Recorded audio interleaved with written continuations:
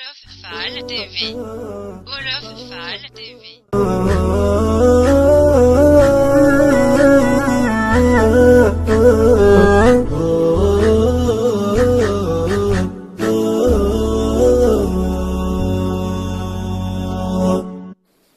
xale yi manoon nañoo yaru de su fekkoon na seen waajur yi yaru nañ.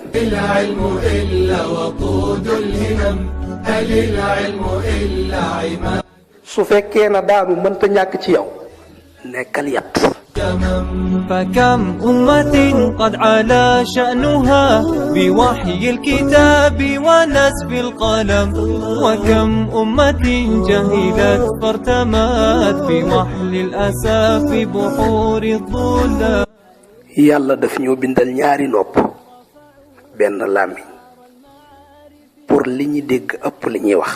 هبوا إلى العلم واستنهضوا قواكم وكونوا بأعلى القمم. bépp baat bu génn ci sa gémmiñ gi du ci dellu si waat de baat ba nag ñaar rek la mën a doon benn muy lu lay yëkkati wala muy lu lay suufeel.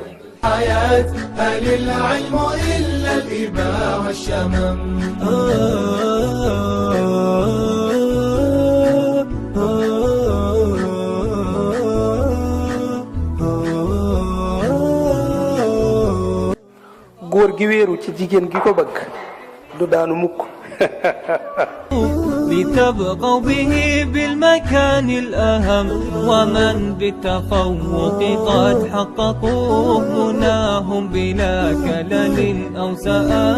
نقول استمروا على نهجكم فإن التفوق إحدى النعم ففيه ستعلو مكانتكم وفيه تسودون كل الأمم. هل العلم إلا بقاء الأمم هل العلم إلا وقود الهمم هل العلم إلا عماد الحياة هل العلم إلا الإباء والشمم.